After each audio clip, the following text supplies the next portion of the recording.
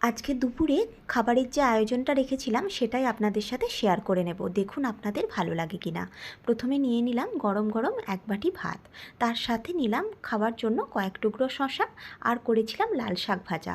এটা বড়ি আর বাদাম দিয়ে আমি ভেজেছি। এরপর করেছিলাম লাউয়ের একটি পদ। এটা আমাদের গাছের লাউ, আর লাউটা একদম কচি। প্রথম পর্যায়ে লাউয়ের খোসাগুলোকে মোটা মোটা করে কেটে নিয়েছি, করব লাউয়ের খোসা ভাজা। তার জন্য খোসাগুলোকে একদম সরু সরু করে কেটে নিয়ে একটু লবণ জলে ভাপিয়ে নিয়েছি। তারপর কড়াতে সর্ষের তেল যোগ করে ফোড়নেতে দিয়েছিলাম একটা শুকনো লঙ্কা থেকে ফোড়নটা ভাজা হলে দিয়েছিলাম একটা পেঁয়াজ, আর তার সঙ্গে দিলাম ভাপিয়ে রাখা লাউয়ের খোসাগুলো।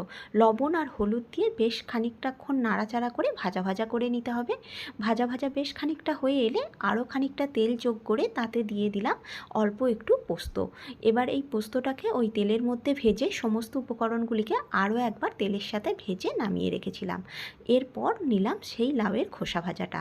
এই রকম করে খোসা ভাজা করলে খোসা ভাজা খেতে কিন্তু ভীষণ সুন্দর হয়, একবার অবশ্যই ট্রাই করে দেখতে পারেন। এরপর করেছিলাম লাউয়ের ডাল। তার জন্য লাউটাকে আবারও একদম সরু সরু করে কেটে জলে ভিজিয়ে রেখেছিলাম। প্রেশার কুকারে এক বাটি মুসুর ডাল আর লাউটাকে দিয়ে অল্প লবণ দিয়ে দুটো হুইসেল দিয়ে দিয়েছিলাম। তারপর কড়াতে আবারও তেল যোগ করে তেজপাতা আর ফোড়ন যোগ করে দিলাম পেঁয়াজটা একটু ভাজা ভাজা হলে দিয়েছিলাম রসুন আর আদা বাটা। তার সাথে টমেটো আর হলুদ দিয়ে ভালো করে মশলাটা কষিয়ে নিয়েছিলাম।